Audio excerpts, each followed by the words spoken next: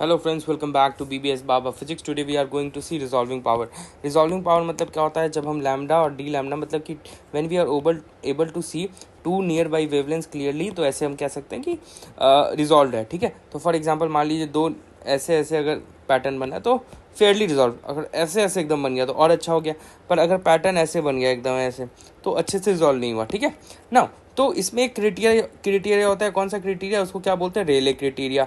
रेले criteria होता है। रेले criteria क्या बोलता है कि when the maxima of one is coinciding with the minima of the other then we get resolve, मतलब कि रिजॉल्व हो जाएगा। ठीक है, तो ये मान लेते हैं ये लैम्डा है, ये लैम्डा प्लस डेल्टा लैम्डा है, ये थीटा है, ये थीटा थीटा डैश है। राइट, तो हम मानते हैं कि यहाँ पे लैम्डा प्लस डेल्टा लैम्डा पे लैम्डा का ये कोइंसाइड कर रहा है। राइट, तो ठीक है, आप लिखिए equation e plus D sine theta lambda plus lambda, इसके लिए लिखते हैं n lambda plus delta lambda. ठीक है, एक इक्वेशन हो गया।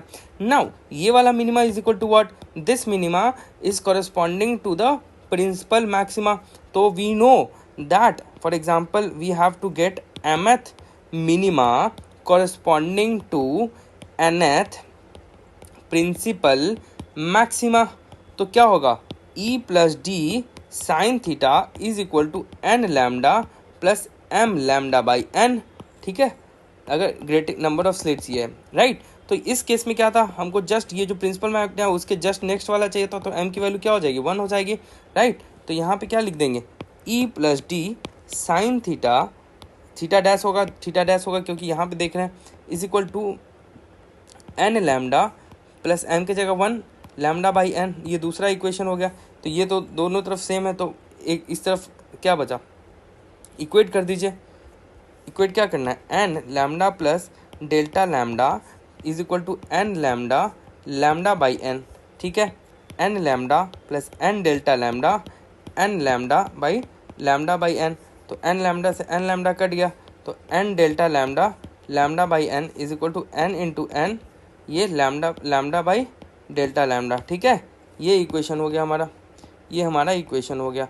अब देखिए ये जो है ये अपना कहता है ज्योमेट्रिक, इसको कहते हैं ज्योमेट्रिक रिजॉल्विंग पावर, इसको कहते हैं ज्योमेट्रिक रिजॉल्विंग पावर, इसको कहते हैं क्रोमैटिक रिजॉल्विंग पावर।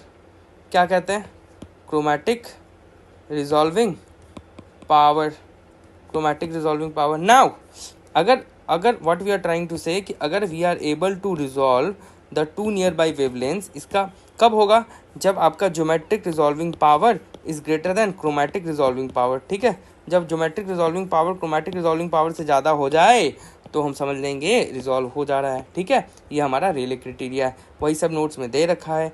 यहाँ पे देखिए geometric resolving power, chromatic resolving power. ठीक है, नाउ अब क्वेश्चन में कभी कभी आता है, क्वेश्चन में आता है कि आप दूसरा है कि मान लीजिए विजिबल स्पेक्ट्रा है, तो उसका कितने ऑर्डर तक अच्छे से दिख पाएगा, मतलब कि ओवरलैप नहीं होगा। ठीक है, राइट, तो ग्रेटिंग इक्वेशन लिखिए e plus D sine theta is equal to what? N lambda. तो sine theta is equal to what? N lambda by E plus d. तो theta is equal to what? Sine inverse n lambda by E plus D.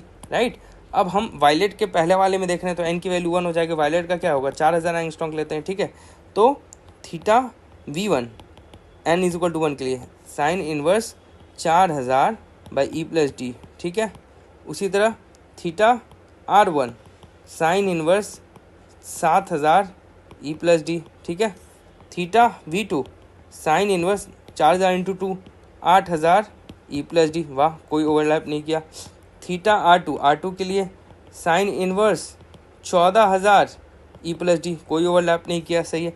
Theta V3 sine inverse 12000 E plus D. खत्म हो गया बात भाई। देख यहाँ पे theta R3 था, यहाँ थीटा R2 था और थीटा V3 इसके नीचे बन रहा है, तो ओवरलैप हो गया ना यार। यहाँ R2 है और उसके नीचे V3 बन रहा है, तो इसका मतलब क्या? Third order started overlapping with second order. ठीक है, ये फर्स्ट ऑर्डर स्पेक्ट्रम हो गया। राइट, सो यहाँ पे ओवरलैपिंग हो गई, ये वाला क्वेश्चन आता है तो आप देख लीजिएगा। राइट, आगे बढ़ते हैं। एक होता है dispersing power. What is dispersing power? Broadening of the spectrum per unit spectral width. Broadening of the spectrum, अगर डिस्पर्सिव पावर का डेफिनेशन बोलना है तो क्या बोल देंगे? Broadening of the spectrum per unit dispersal width, per unit spectrum width, ठीक है, broadening of the spectrum per unit spectral width is what, dispersive power.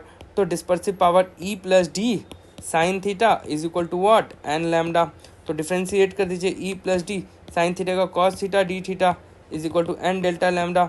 तो d theta d lambda is equal to n by E plus d cos theta. ये हो गया dispersive power, broadening of the spectrum per unit spectral width, right, बन गया। Now कभी कभी question में आता है कि जैसे जनरली यहाँ पे दिया रहता है ना कि ये एंगल से आ रहा है, थीटा एंगल से आया, ठीक है, पर कभी कभी मान लीजिए जब वेव यहाँ से आ रहा है तभी आई से आता है, तो यहाँ भी एक पार्ट डिफरेंस एक्स्ट्रा आ जाएगा।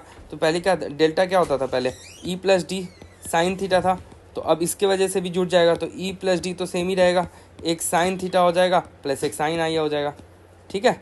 सो यही सब था, this is the end of the video, thank you for watching.